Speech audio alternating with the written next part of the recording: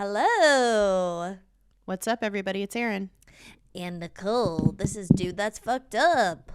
Heyo. Oh, let me open my LaCroix. I'm not going to say LaCroix because I'm not an asshole. And it's unnecessary. How are you? I'm good. How are you? Pretty good. Yeah.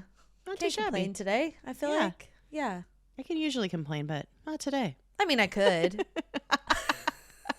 I mean, you want me? I could. Like, No. no, pretty good. Yeah. Although, okay, here's a complaint for you. I ate Chipotle today, and it did what it does, baby. Mm-hmm. Well, it did what it does. Is that a complaint or a statement of fact? I guess it's just a fact. I guess, you know what? It just always ties back to your life's motto, which is if you don't have expectations, you'll never be disappointed. You can have expectations, just manage them. Well, that's different.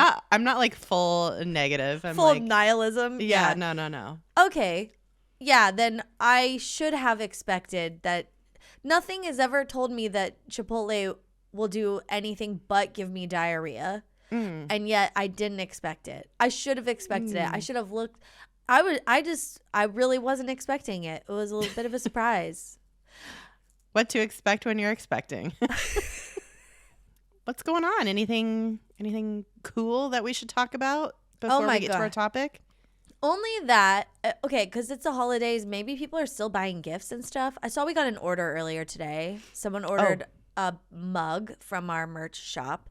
Oh, yeah, baby. And so I was like, ooh, we should tell people, yes, we do have merch. I mean, I think people are aware, but also if you have a friend that listens to the pod or you want to drop a hint to a friend or a lover or a parent or someone, I don't know, like someone in your office who you're doing Secret Santa, hey, you could drop them a hint to one of our products because you love this podcast. So I just wanted to shout that out.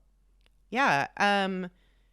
I don't know that I can guarantee that our drop ship stuff can arrive by Christmas, but it's the thought that counts sometimes. So true. And if you want it, you want it. You'll accept it after the holidays too. But I don't know. I think the shipping's questionable, but you could try. And maybe you just want to buy yourself something. I don't know. Yeah, but like stickers and magnets, I'm all over that. So those we could get those to you pretty quick. My house. Yeah. So Erin's office, Erin's postal service. So that'll happen, but can't really. I don't know. And hopefully the USPS is working. That's another question. Yeah, working its magic. So yeah. But hopefully by the time you hear this podcast, it's like right before you get it in under the wire and make that happen for you. So how exciting. Great gifts. Yeah. Anything else? Well, okay. I also had a thought about we're almost to our 300th episode. And I was going to ask, okay, I think it would be really fun if anyone's looking to give us a gift, speaking of gifts. Because it's our 300th episode. That's a milestone. It's very exciting. We also have our 6th anniversary coming up. So think this could maybe be for that too. But I was thinking, like, what if, as a gift to us, our dear listeners, what if you were able to, like, recommend us to a friend on social medias or recommend us to, like, your favorite podcast, like, aggregate or writer or blog or whatever, and like tag us in it or like tell us about it. I think that would be really fun and also would help spread the word about the pod. And and then I was thinking maybe we get a hashtag going, like DTFU 300, which sounds like a spaceship. Yeah, I love that. That's fun. It looks cool, like written out too. So that's a nice thing. Yeah, I think why not, and it helps us get the word out. Yeah. And get some more people to join the tribe. Cuz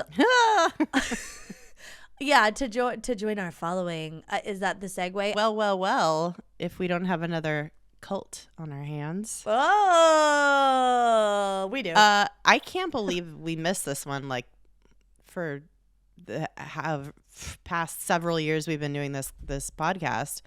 This one has been flying kind of under the radar.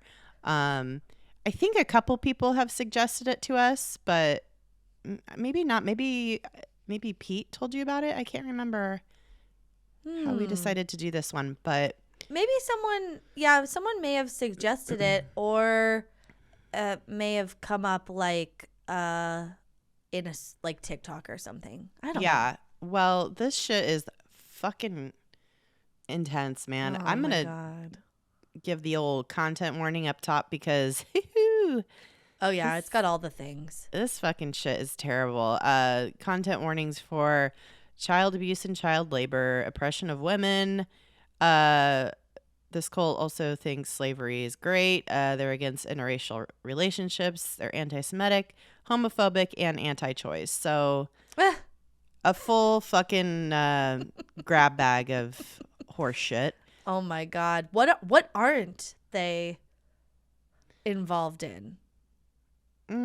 I think that this is the greatest hits, you know, like this is it. They've checked all the garbage boxes.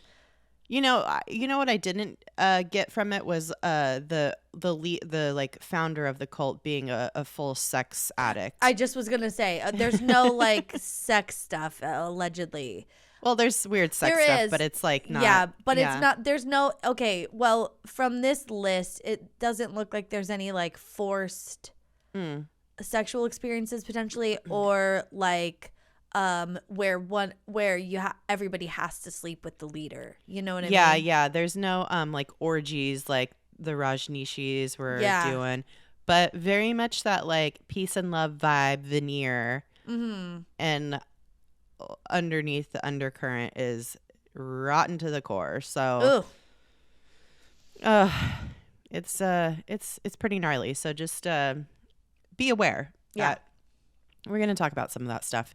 Not really go into too much depth. You know how we do. So yeah. So of course, to start, speaking of the founder of this cult, of course, this cult was founded by a former carnival showman, Carnival Barker. Oh my God, P.T. Barker himself. Yeah, this guy. Man, his name was Albert Eugene, also known as Gene Spriggs Jr.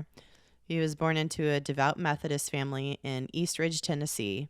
I gotta say, out of any name a cult leader could have, Gene is it. Like, this is the cultiest of cult leader names. Leader Gene.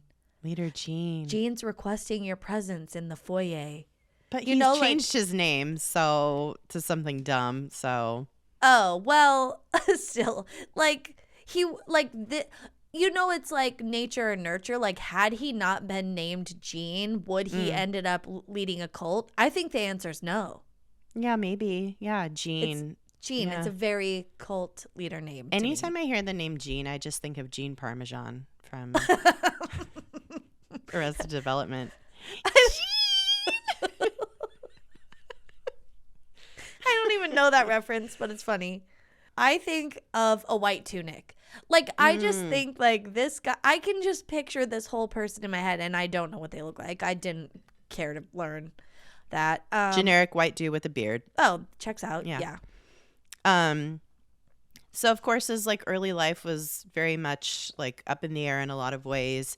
He held a succession of jobs, was married 3 times, before meeting his 4th and final wife, Marcia Ann Duval, and marrying her in 1972. So this is like, he had 3 wives before 1972. My God. Yeah, and he was born in the 30s. So he was in his 40s. Yeah, he was Holy fucking shit, dude. Yeah, he was like a full-blown middle-aged man. Grifter. It's because of the circus. It's because you're moving. It's hard to stay celibate when you're fucking in and out, town to town. Yeah, being a carny is tough, you know? Yeah, it's hard on monogamy.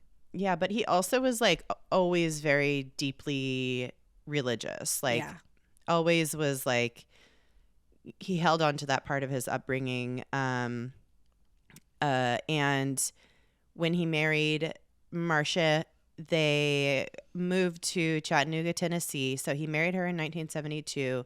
They moved to Chattanooga in 1973, and they founded the Vine Christian Community Church, a Bible study group for youth, like youth pastors, basically. And they started inviting people to their home to like wayward people, like kids, whatever. This is like during like the hippie okay movement, you know. So that seems not that weird, but it sounds weird, but like it was of the time. No, it was very much of the time. Like you see a lot of communes popping up all over the place. Also, he was like a transient kind of in a way because he was with the carnival. So it's like, you know, like he's used to maybe connecting with people as he's traveling and like.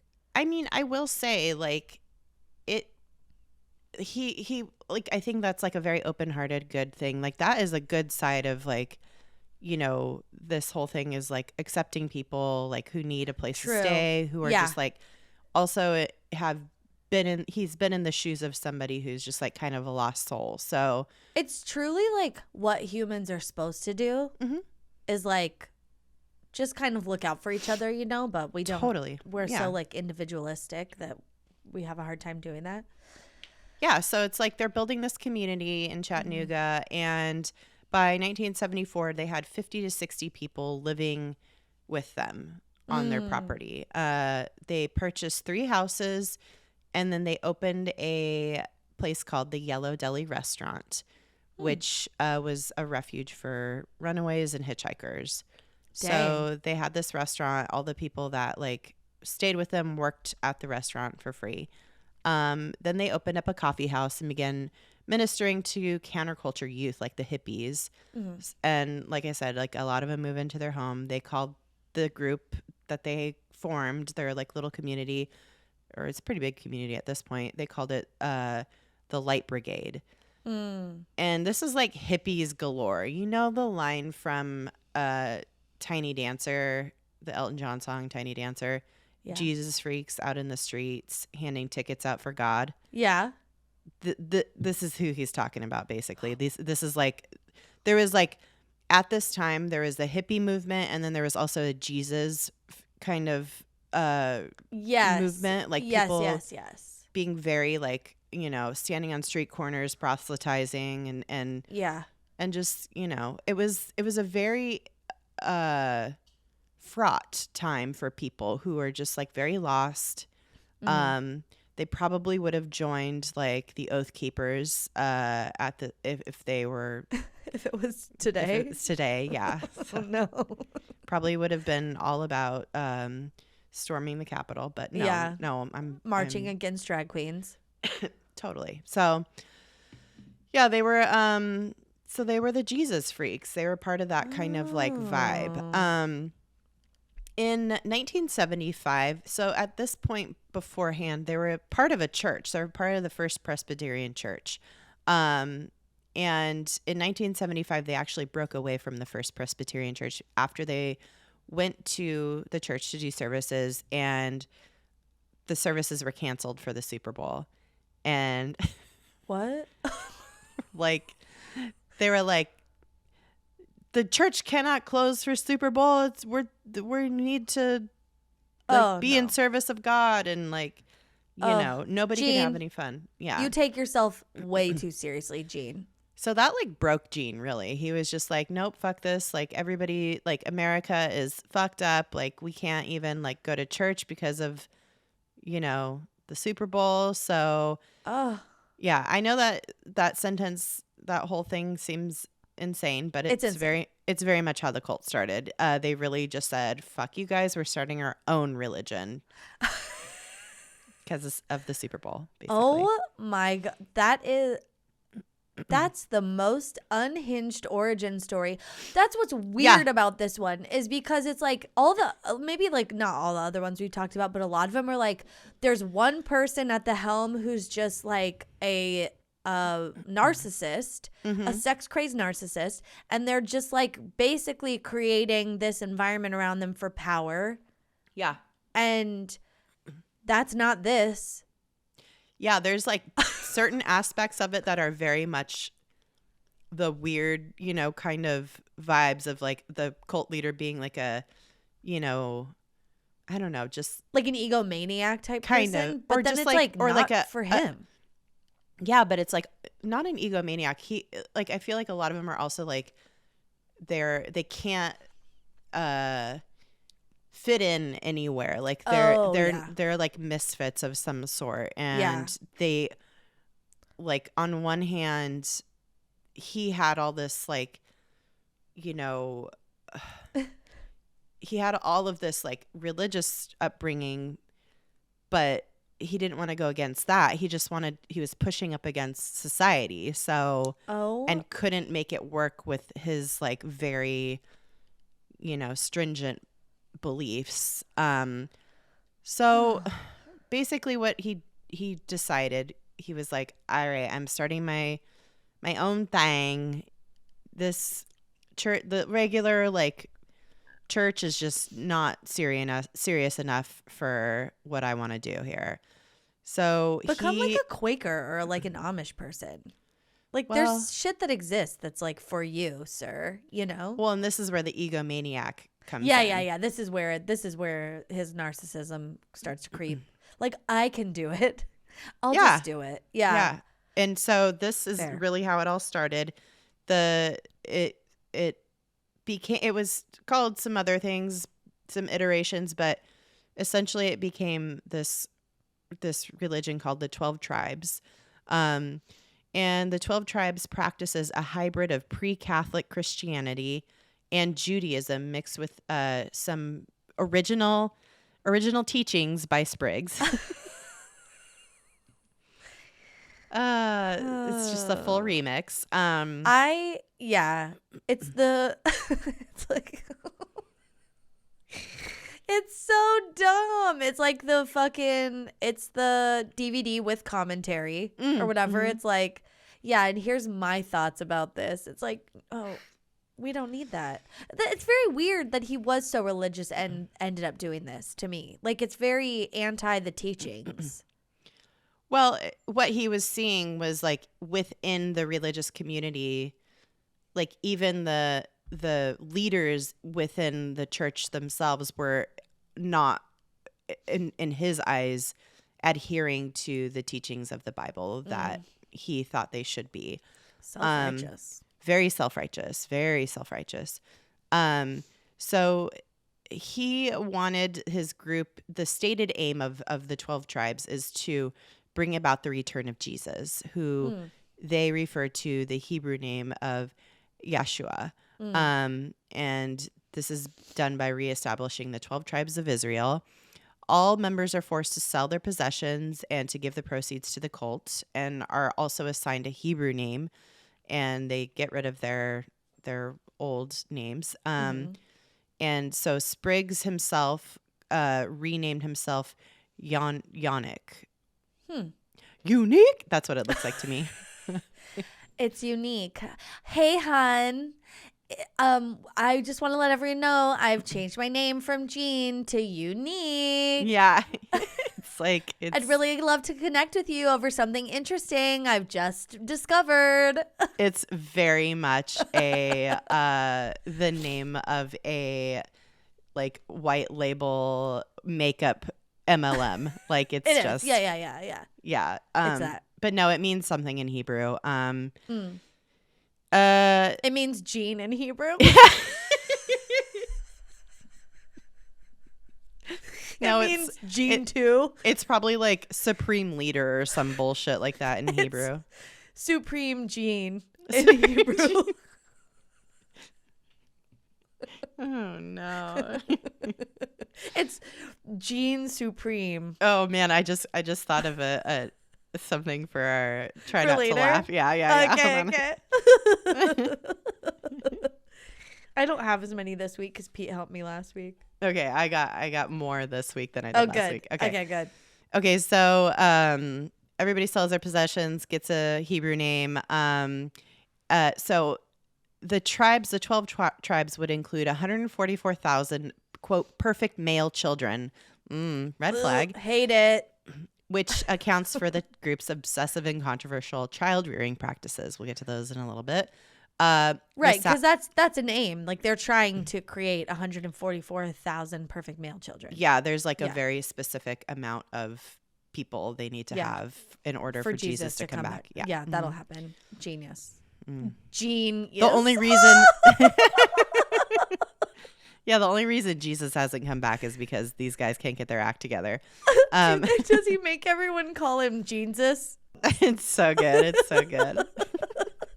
Jesus. Jesus. Jesus Christ. Jesus Christ.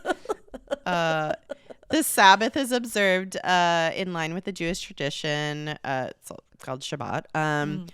Along with conservative dietary rules and abstinence from alcohol, tobacco, and drugs. So it's like they keep kosher while also being like fucking boring as shit. So they're how not miserable. Oh my God. Yeah, they're not. Like at least in Judaism, if you keep kosher, you can still drink wine, you know? Yeah, like what else? Like conservative dietary rules, like what that could also like mean they don't have any like it could be no cheese. I think they're following the rules of Leviticus, which is what keeping kosher is. No shellfish, no shellfish, pork. Yeah. Mm-hmm. Okay. They're very, very concerned about like GMOs and stuff, and like also that's the other conservative part is like they're like health food conscious in the way that like Whole Foods was originally. You know? It's like in the like crunchy way. In the hippie way. Yeah. In the hippie way. Yeah. They are also, this is where we're going to start dipping into some of the, I mean, we're already in the red flag territory. But yeah. There's a fucking, it's a field of red flags. We're up at the top and we're about to plunge down into the shit. They also are seemingly pro-segregation because, and this is where like the 12 tribes is like, what? They state on their website, quote, multiculturalism increases murder, crime, and prejudice.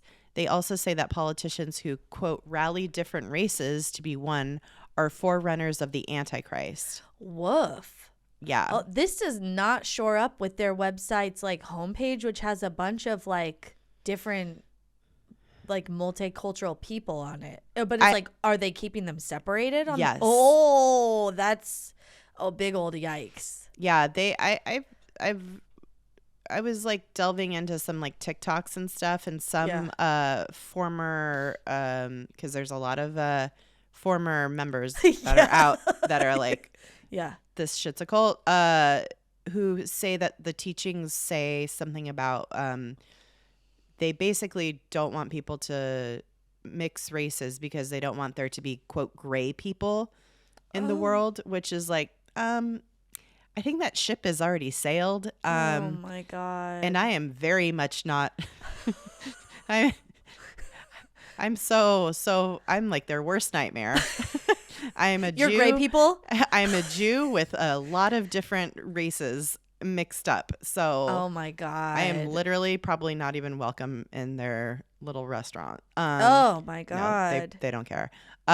So they don't want, you know, the races to mix, but also they're like, yeah, they are seemingly like welcoming to everyone, race, you know, that's all color, religious whatever. bullshit though. You know, it's like at the surface they're like, yeah, like we accept everyone, and then it's like, oh, but you can't fuck each other. Yeah, but you can't marry or fuck each other or even like talk about it. So like it's fine that you exist, but like that's where it ends. And yeah, it's like, oh God. Yeah. There's also been like the Southern Poverty Law Center did a huge like expose on them, and they've said some really fucking terrible things about slavery, like about how it was like very cool for Black people to be slaves and stuff. Oh like, no. Yeah, they're really just. Oh yeah, don't they like categorize people?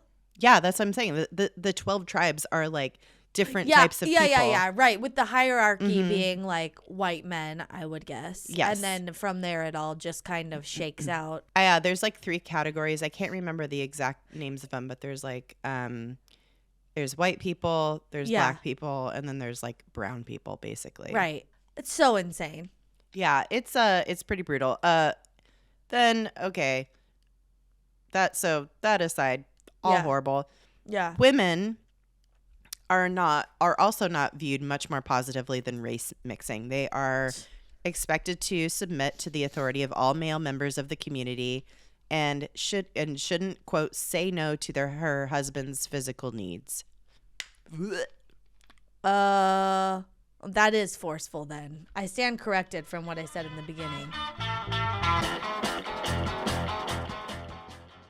Hey guys, today's episode is brought to you by BetterHelp. We've talked about it in the past. I've had a great experience with it so far. And I've talked about like the user experience a lot, but also there's a really cool feature on there that I like that is aside from your therapist being right there at your fingertips. They have a journal feature on there where every day like gives you a journal prompt, like just to kind of delve into like something that you might be feeling or something that you didn't know you were feeling, but it gives you prompts like every day.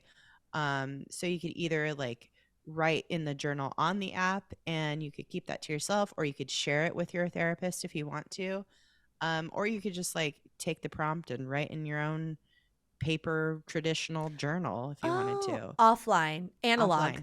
Analog, yeah. Ooh, that's cool. Like helping you get mindful. And then if there's something you discover, then you can share it with your therapist. Yeah. Ooh, I love that. It's really cool. Because I always go into my therapy sessions kind of not knowing. Like, it's hard to remember. Like, yeah. You know, whatever. And sometimes I'm like, I don't really know what to talk about. I guess I'll just talk about what happened, like the most recent. And maybe that's not even something that's bothering me, you know? It's really handy to have kind of like a guide for you to like just, you know, maybe something that you never even thought about and there's a prompt and you're like, oh my gosh. And you just kind of let it go, put your thoughts into your journal on the app, and then either keep it to yourself and noodle on it, or you could share it with your therapist and see what they think. It's pretty cool. So cool. As the world's largest therapy service, BetterHelp has matched 3 million people with professionally licensed and vetted therapists available 100% online. Plus, it's affordable. Just fill out a brief questionnaire to match with a therapist. If things aren't clicking, you can easily switch to a new therapist anytime. It couldn't be simpler. No waiting rooms, no traffic, no endless searching for the right therapist. Learn more and save 10% off your first month at betterhelp.com/DTFU. That's BetterHelp, HELP.com/DTFU. Thank you, BetterHelp, for sponsoring the podcast. Yeah, thank you. It should go without saying that feminism, the 12 tribes believe, leads to adultery and homosexuality. And women should stick by their husbands, even if they're being physically abused. Obviously, their anti-choice and birth control of any kind is banned, as is much modern medicine. They instead rely largely on homeopathy and natural remedies. Oh, my God. Of course. Marriage outside of the sect is forbidden, and couples must go through a series of supervised talks to get to know each other, and then only after marriage can they even kiss or hold hands. Ew. I saw pictures from like a wedding ceremony, and it is like, ooh, it's so creepy. It's like, yeah, it's like the woman on her knees, like looking up at her husband and like running to him. It's like so fucked up. Yeah. Ew. It's gross. Oh my God. It's like it's. Ugh, it reminds me of all those like purity ring like photo shoots with women and their dads. Women, girls, they're young, you know. Oh God, it's so cringy. Yeah, and then like of course they don't go to the hospital for anything. Like a lot of like their, and this is like, I don't know if it's as much documented in the United States, but I know that in Australia there was like a huge investigation that was done because a lot of the women were giving birth and like having stillbirths and and not going to the hospital or like even I don't even think that they like let the authorities know that they had a stillbirth. So they just oh my God. Yeah, it's really, really fucked. Oh.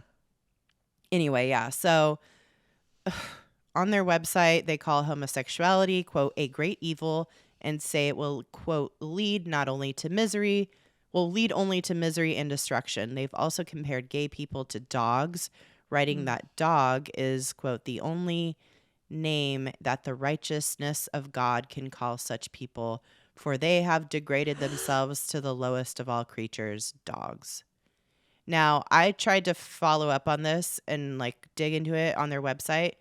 It used to be up there, but it's not anymore. Oh. So a lot of this stuff, the more like controversial stuff, is buried. Yeah, you don't find that out until you're fucking in it. Yeah. I would imagine. They've done a good job over the years of like cleaning up any kind of like trace to the public that, you know, what their actual belief, but it at one point was up on their website. So I guess it's like maybe some people would be like, well, maybe they're evolving and like becoming more progressive and like maybe they're like opening their hearts and minds. But I feel like we know better. Like they're just hiding that shit more deeply because they can brainwash you. And by the time you get in, it doesn't matter what like fucking crazy tenets they have. Like if they've brainwashed you, then they can make you believe whatever garbage they believe, you know? Yeah, they definitely have like touted the fact that people used to be gay when they came to them and now they're not. Like, yeah. Just for people. I know. It's so fucked. Children aren't allowed to play with toys, engage in make-believe, or any of the normal, you know, kid stuff that little kids like to do. Oh, my God. And they have to be supervised at all times. They're not allowed to have, like, any independence at all. And they must be strictly obedient and are beaten with a thin rod for every infraction by an adult watching them, not just their parents. Like, it could be any adult. Oh, my God. Yeah. Because they're a village raising children. Yeah, it's like it takes a village to beat a child. Yeah, like, yeah. It takes a village to punish a child. Yeah. All children are homeschooled and of course. Of course. Do not attend university as it is considered a waste of time and not a good environment. Oh my God. Of course. No, it's so called, you don't want to educate people. Yeah, you don't want to educate people. You don't want to let them know about any ideas outside of your little world that you've created. Instead, children work in the community from a very young age, and this has sparked a lot of accusations of child labor. For example, in 2013, so there's always been like talk of, you know, their child labor, of course, weird shit. And of course they're putting their children to work if they're not allowed to play. Yeah, of course. Oh, like, yeah, get out in the field or whatever. And it's like compared to like the Amish, where it's just like, okay, like that's their world and like that's problematic in a lot of ways, but it's like, you know, that's their religion. They still have playtime. They have like wooden fucking toys and creepy dolls and shit. Amish kids are allowed to be like children, and they're not. I mean, I'm sure some are more, beaten, but like, or a lot are. Oh beaten, yeah, there's like a lot of gross stuff happening in there, but at least they have playtime. Fuck, dude. Yeah, they have playtime, and they're allowed to be kids, and they have to do chores and shit on the farm, whatever. But like, this is like they are working. Okay, they're like, there's no playtime. I mean, you already said they do not get to play. There's no like joy. Yeah, that's really also a weird thing. What was something about light chasers? What's their like? What were they initially called? Something about light. Light brigade. Light brigade. It's like there is zero light in this brigade, babe. That's like an oxymoron. Like brigade is like very like militant. Militant. Yeah. Yeah. Yeah. So weird. But yeah, they're like, you know what? No joy for the children. Children's laughter, we hate it. Cancel it out. It's weird because they talk so much about how much they love children and stuff, but there's just like, this is like a literal like tenet of their religion is that like, but they'll probably say like, no, our kids play and stuff, whatever. I don't know. Who's to say? But somebody in Germany in 2013, a journalist with Germany's RTL channel went undercover with a 12 tribes group in Bavaria. Ooh. And he reported that children were woken at 5 a.m. for an hour of prayer and forced to spend their days doing farm work. He collected 50 video recordings of children being beaten. So yeah, they do. They beat the shit out of their kids. I mean, you said, like, who's to say, you know, like, well, we don't know. Well, this guy says. This guy says, and a lot of people have come, like, so many people have left this cult and have talked about it. And so, yes, I guess it's like, oh, well, it's their account. But it's like, yeah, but it's a lot of people's accounts. Well, this guy got actual video recording. Yeah. And it's fucking horrifying. He got... One of the former 12 tribes members told him it's normal to be beaten every day. So, like, it's so sad. It's so sad. Members do not vote and are not allowed to watch TV or any other media as quote, the crazy box robs your time and pollutes your soul. Oh, my God. Tell that to fucking Ted Lasso, you assholes. 12 Tribes has 3,000 members and operates in the U.S., Canada, France, Spain, Argentina, Brazil, Germany, England, and Australia. Oh. Yeah. This is all very curious to me for a cult with the slogan, "Love is our home." Or I don't know if that's their slogan, but I saw it, like, it was at the end of their, like, about me or whatever. It's like, love is our home. What is yours? You know? Oh my God. Well, if you go to their website, you're like, man, this is cool. Like if you look at their website, you'll be like, oh, it's wow. Almost punk rock. It's very hippie. It's very, very cool. Like very nice, chill vibes. You're like, ooh, I kind of like love this, like, the idea, but then you start digging a little deeper, and if you go to the 12 Tribes website, then there's some fucking weird shit. Yeah. And I meant if you go to their other website, which is for their major money-making operation, which is the Yellow Deli. Yeah, and how we found this. Okay, so... Yes, this is all so complicated. Also, because I'm like, oh, it's very like punk rock, but I think I got on to their like page about their podcasts and stuff. They also have podcasts. More on that later, but the artwork is very punk rock, and some of it is like brimstone and fire. You know, it's like Christian, the bullshit of that. You know, like Satan, and we have to blah blah blah, whatever.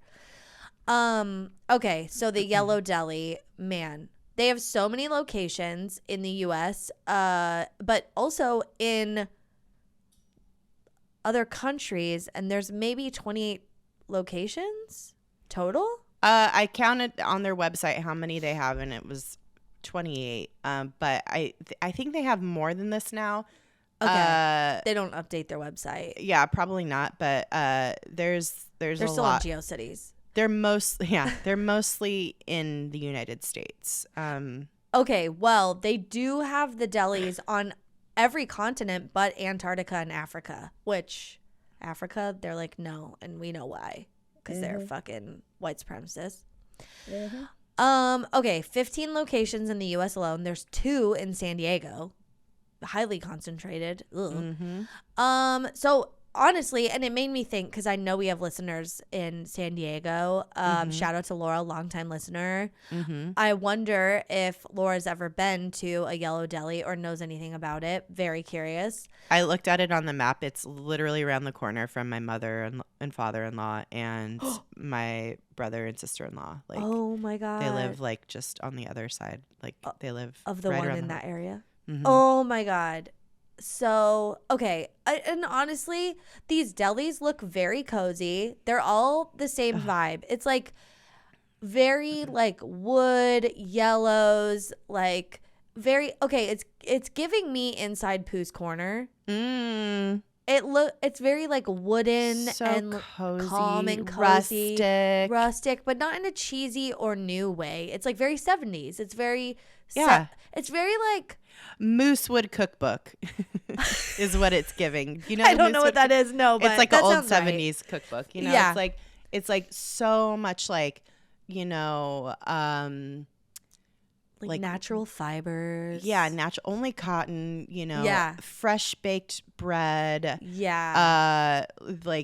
Like a scarf, like scarves hanging over the lamps to give them like an orangey yellow glow. Yeah, you're getting like that hippie peasant top, fucking long skirt. Yeah. You know, you're getting and it's a vibe. Linen apron. Linen apron. Like it smells like patchouli and muffins. Yeah. And soup, and you're just like, oh, I could take a nap in this like fucking chair, like the Cozy Time Tea Bear. Like it is. Yeah, they it's definitely Cozy Time Tea Bear. Yeah, they must, dude. Okay, and it all sounds lovely, and like I would totally eat there, except I'm never gonna eat there. And here's why. Such a bummer. Here's just a tweet that I found. It's someone's review of it, talking to someone else who was asking for like recommendations. For the comfort food category, I'd highly recommend the Yellow Deli. They are a quote unquote religious group. Your waiter might be a 10-year-old, but the food is great. They have locations all over the country. I'm not going to go anywhere that's exploiting children. I try to live my life like not doing that. You know what I mean? And that was tweeted today, which is wild. That's funny. Oh, man. Yeah. Yeah. It's such a bummer because it really does have like the ambiance of like a Middle Earth like Hobbit tavern, you know? And it's just meets what was that Bear Country like show? It's like the Bear Country Jubilee. Jamboree. Jamboree. Like it's that come to life. It's all that. It's all of it. Yeah. And I want to be there, but I'm not going to go. And this whole deli racket is where the idea of like, you know, everyone has to quit their job, give up all their possessions and commit to working to benefit the group as a whole. This is where it all comes into play because it's free labor for all these fucking delis all over the world. Like there's one in Japan.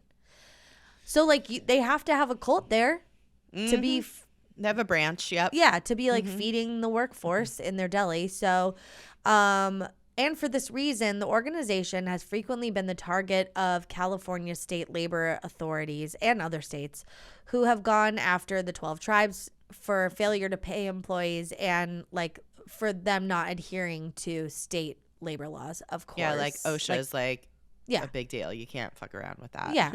And like, yeah, like we know this kid is 10 years old, like working here, even though they have the disposition of a 40-year-old because they seem so sad. Do they play? And it's like, no.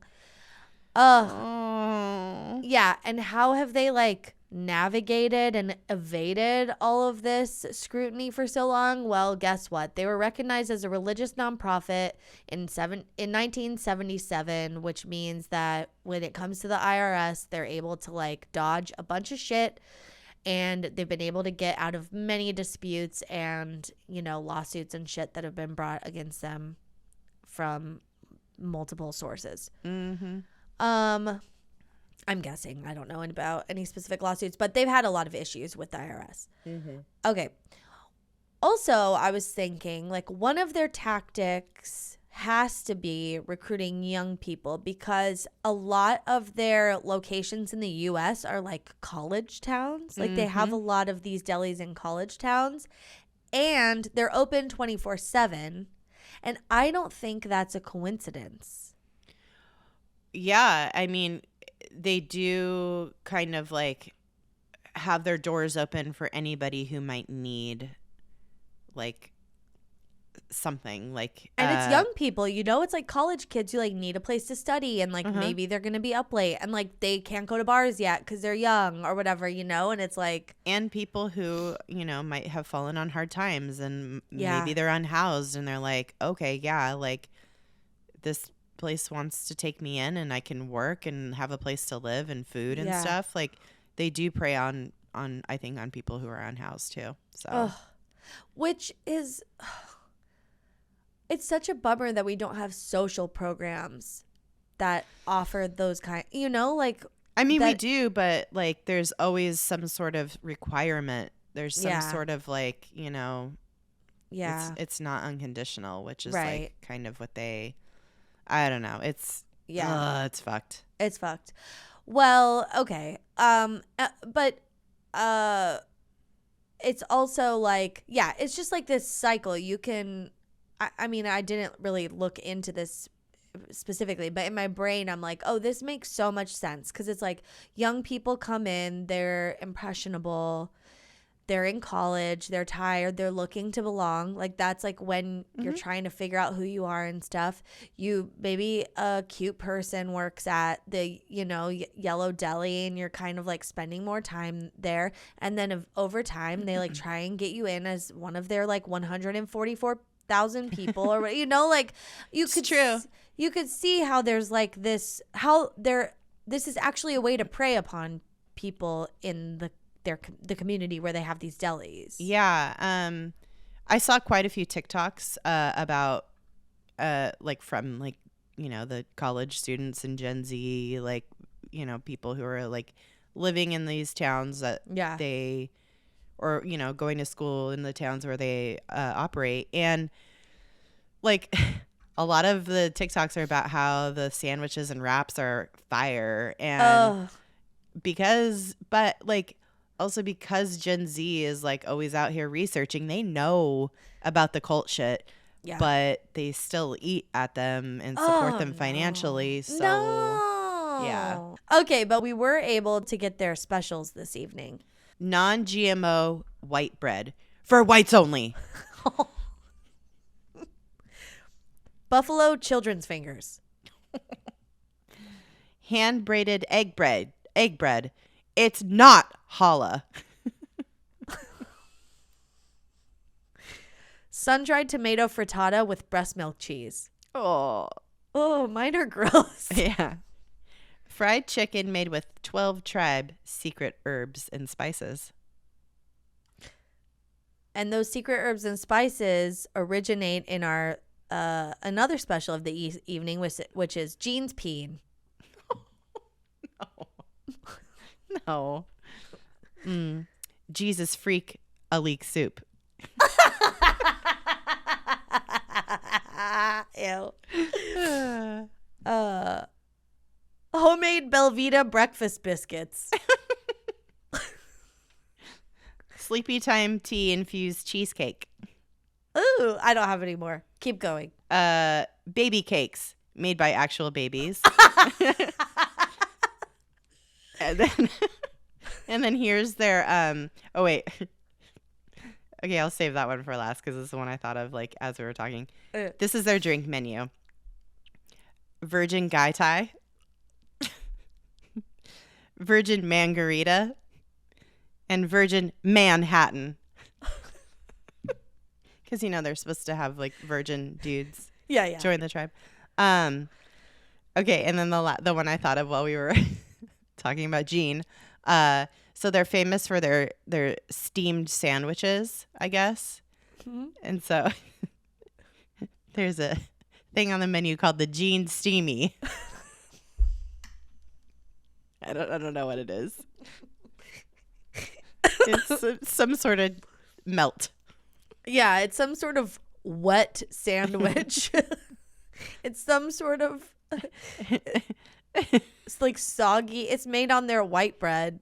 Yeah, they put the au jus on there for you. Yeah. You don't get to dip it. Oh, it's like Chicago style or whatever, where they dip the whole sandwich and wrap it up and give it to you, and it's just this mushy like oh my God. No thanks. Okay, well, I did want to I don't know if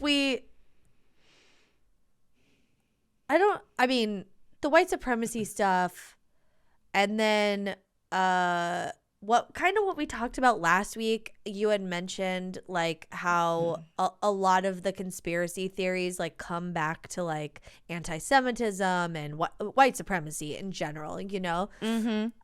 And so this is also wild that I found this today, but there's this professor, and she's also an author. She's a professor at Northwestern University, and she writes about like white supremacy and like the tenets of it right now and how it's operating currently. And she looks at the history too, but it's, you know, she's trying to figure out like what's going on. And so she had a whole fucking thread 2 days ago about the crunchy to alt-right pipeline. And so I just wanted to read some of her tweets. Her name's Kathleen Belew, and it's Kathleen _Belew, BELEW. And she wrote, since the crunchy to alt-right pipeline is a conversation, people may be interested in the longer history of the white power movement's investment in crunchiness. All the way back in the 1970s and 80s, white power women in the Klan, skinhead groups, Christian identity churches, and beyond were interested in a bunch of things you might think of as crunchy. These include organic farming, macrobiotic diet, paganism, avoiding fluoride, traditional midwifery. Someone could write a great book on whether all of this was 1, genuine belief, 2, a way to recruit from the leftist fringe that was also anti-state and was very crunchy, or 3, my bet, a mix of both. 4 is, that was the 4th tweet. Okay. And then the Klan, the white power movement, the militant right, the alt-right have all been opportunistic social movements. That means they have always tacked to the prevailing cultural winds and taken advantage of whatever recruitment avenues were available. Crunch is this now. However, and this is a big however, this of course does not mean that crunchiness is the same thing as being in or being vulnerable to extremism. What it is a window of opportunity being manipulated and exploited by white extremists. If you are crunchy and not an extremist and feel offended by this, well, yeah, you should. It's an attempt to manipulate you into an ideology. The place that this started in the most recent iteration of the movement is, I suspect, in anti-vaccination. Not COVID anti-vaxxing, but the anti-measles and anti-childhood vaccination discussions in mom groups. And then she promotes her book, which is Bring the War Home, the White Power Movement and Paramilitary America. Paramilitary, yeah. Yeah. And she says, this is also a really good example of how the white power / militant right is not just men marching in the street. It's also women sharing anti-status cultural materials through social networks. This is like, I think people, and this is what women are able to weaponize. Like, people do look at women as being the more submissive, the more quiet, like fucking people, you know? And when you discredit the power that they have, especially amongst each other, and you look like where are all the wives of the fucking Proud Boys marching in the streets and shit, you know? Where are all their girlfriends? Because not all those men are single. Probably a lot of them are married Christian men. Well, you'll see nowadays there's also this huge surge of trad wives, which is like a lot of like young women who are being very like, I'm submissive to my man. Yeah, and very. I live by the tenets. Yeah, they seem very modern, very beautiful. Like have like get their hair done, get their nails done. They wear look like cute influencers. Clothes. They look like influencers, but they're spewing all this fucking bullshit. Yes, about, you know, anti-vax, not wanting to mask up in public, like homeschooling your kids. Yeah, homeschooling your kids. Like,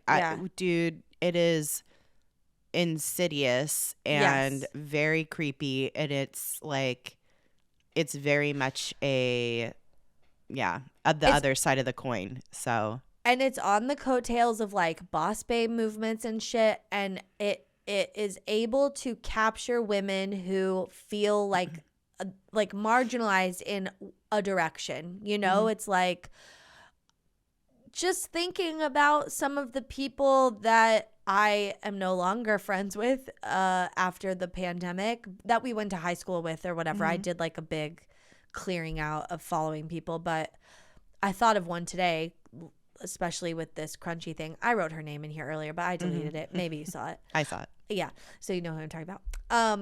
But like, she's someone who I think could be like radicalized in this way because she was progressive in a lot of ways that are like more social. Mm-hmm.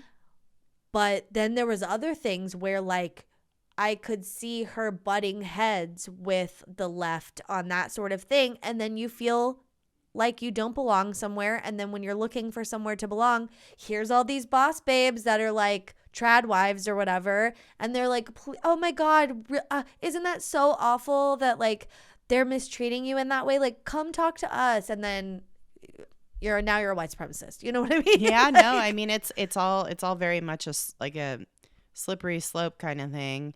Yeah. And all this shit goes back even further to like to Nazi Germany, like honestly, like it's all the like, I mean, it's always been the case. I mean, even in like slavery America, like women were fully supporting their husbands, and like you would think like, why aren't women speaking out about this? This is an issue that affects them, and it's because they're all like fucking pick me women who are like, oh, I need to stay on the good side of the power. Yeah, of course. It's like white supremacy is a hell of a drug. And there's so many instances of it and so many pockets of it throughout history, and like times where it's thrived more than others. And I really do think we're in one of those times right now. Oh, for sure. And it's pretty scary. So oh my God. Okay, well, real quick, I do want to celebrate two women who, just because it's fun, and they were giving me Jodie Cantor and Megan Twohey vibes because I brought up that New York Times article earlier, Harvey Weinstein, and I just watched She Said. Okay, so Nicole Dorfman and Lauren Sandel were both investigative journalists for the Colorado University Independent. It's a newspaper for college. Colorado University, obviously. They did an investigation because they had been hearing about this, similar to like the people on TikTok, like, go have a sandwich here or whatever. And they're like, but they're hearing about its cult or whatever. And they're like, we got to look into this. And so they already knew that a bunch of, journalists and stuff had looked into the allegations of child abuse, tax evasion, unpaid labor, etc. But they wanted to go fucking undercover. And they did. And these are college women, okay? This blows my mind because I'm still so scared. I would not go undercover to a cult. Are you kidding me? Dude, I know. Wow. I can't. So they went into fucking Yellow Deli in Boulder and they ordered some cinnamon rolls, and they were like, so what's the deal? Like, what's going on here? And they're like, oh yeah, we're just like Christian, but we have a compound and stuff. And they were like, oh my God, you're Christian? I'm Christian too. And then the people were like, oh my gosh, come back to our farm and check it out. And they got invited to the compound. And they went in undercover, and I wanted to read a little bit of their account because it is wild. Okay. This is I think it's Lauren Sandel talking. She was a guest writer and worked with Nicole Dorfman, who is one of the journalists at the paper. This was in 2019. Okay. When we arrived, we were greeted with a torrent of clapping and offerings of a mystery tea, which I refused. Our safety plan dictated neither of us would eat the same thing. Smart, genius. Yeah, so smart. We prepped safe words and contacted friends to ask that they call the police if they didn't hear from us by a certain time. Love it. Our time there was dominated by prayer and dining. Men held most of the speaking time, barf, and the children sat quietly to the side. Nicole pointed out a strange practice. The kids were frequently going into the bathroom, always escorted by an adult. Inside, Nicole found wooden rods, similar to what the documents describe as tools to hit the children. The bathrooms were right off the main room, a cream white walled hall filled with members praying, dancing, and communing in their faith.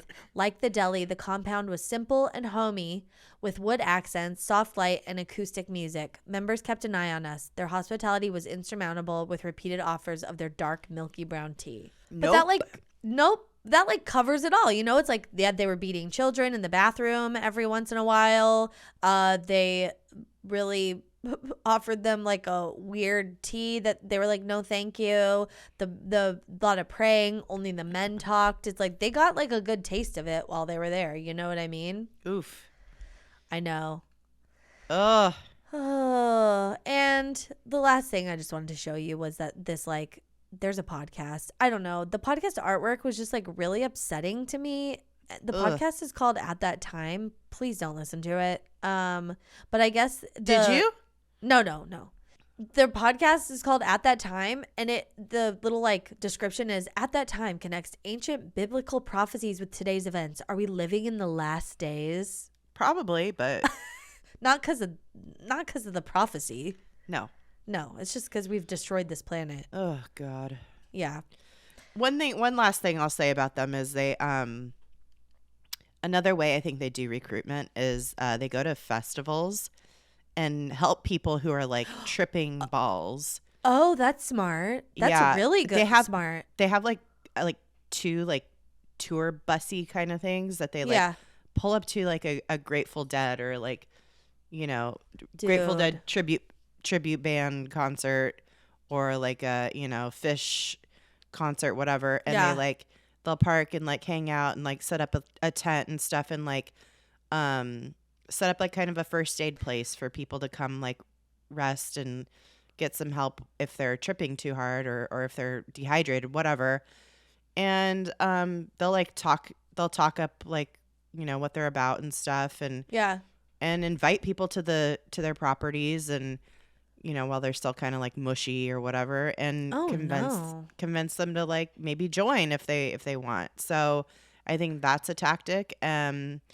Very sus. I think they've it's very smart, very sus. It's very predatory. Very like kidnapping, you know. Kidnapping light, but no kids, adults only, because we hate children. Yeah, adult napping. And then another thing they like to do to add like a layer of word of mouth goodwill is to hang out on popular hiking routes to provide hikers with like food and drinks and comfort while they're out on the trail. There's like points throughout like the Appalachian Trail or the PCT, the Pacific Crest Trail, where hikers like can stop and check in and get, you know, meet up with other hikers or just like take a break, spend the night, get food, whatever they need.